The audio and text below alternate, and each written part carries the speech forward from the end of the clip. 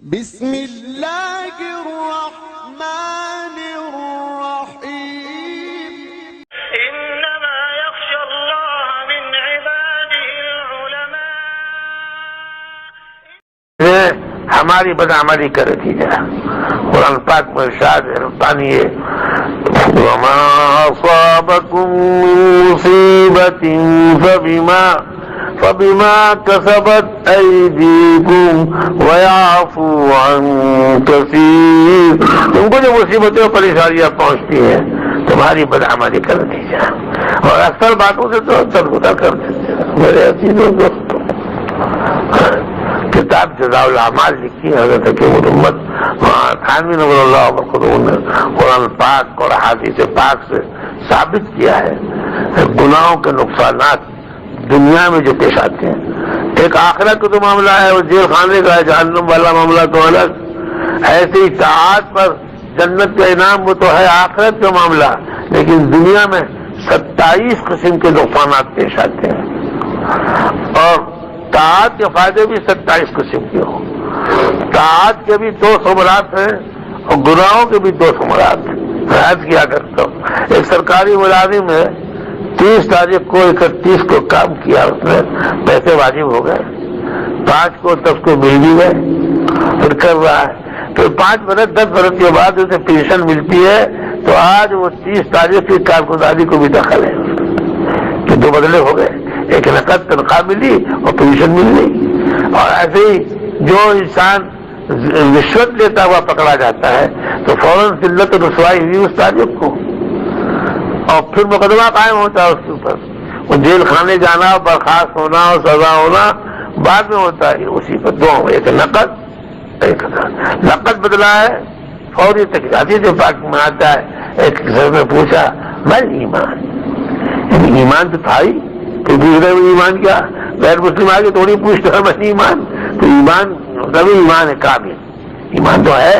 یہ چیزیں آپ نے فرمایا نیکی کر کے خوشی ہو اور برائی کر کے کلفت.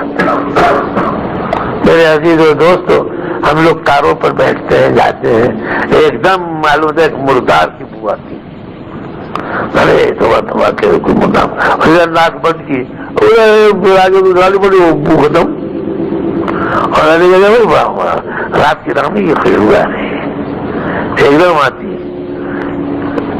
ایک قطرہ فوراً محسوس ہوتا ہے خوشبو بدبو, ایک قطرہ ٹھنڈا گر جائے فوراً محسوس کریں گے, ایک قطرہ گرم گر جائے قلب کو گناہ کرتا ہے جو پہلی دفعہ پریشانی ہوتی ہے. میرے عزیزو دوستو یہ چیزیں اب وہ بار بار جب ہوتا ہے تو پھر اس کا احساس بھی نہیں ہوتا. یاد ہوگا معلوم نہیں کیا غلطی ہم سے ہو گئی ہے, بڑی مصیبتیں پریشانیاں آ رہی ہیں. وہاں پر صاحب نظر غور خدرا بعض لوگ سمجھتے ہم اچھے خاصے بھلے ذرا کسی طبیب کو جا کے دکھلاؤ تب وہ بتائے گا کہ تمہارا حال کیا ہے. مریض کو احساس نہیں ہوتا, جا کے اپنا حال بتلاؤ. میرے عزیز دوستوں اور گناہ امت گناہ کے نقصان سے واقف نہیں, اسی لیے اکثر کی بات جو بات کہی جاتی ہے اکثر کے لحاظ سے, اسی لیے تو میں عرض کیا کرتا ہوں بات میں بات بڑھ گئی ہے برکت ہے.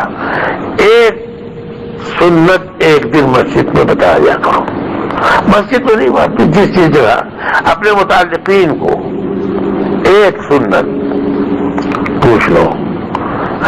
جسمانی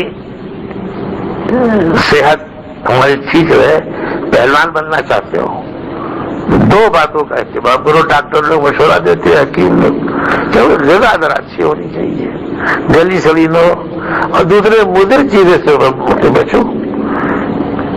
ایک شخص غذا تو بہت عمدہ کھاتا ہے لیکن 8ویں دن 4تھے دن جوال گوٹی کی 4-6 گولیاں کھا لیتا ہے تو لوٹا لے کے رات بھر چلنا پڑتا ہے. رات بھر میں صحت گر جائے گی, بگڑ جائے گی. کہتے ہیں جسمانی صحت گاؤں میں جو اعمال ہے جو غذا روحانی ہے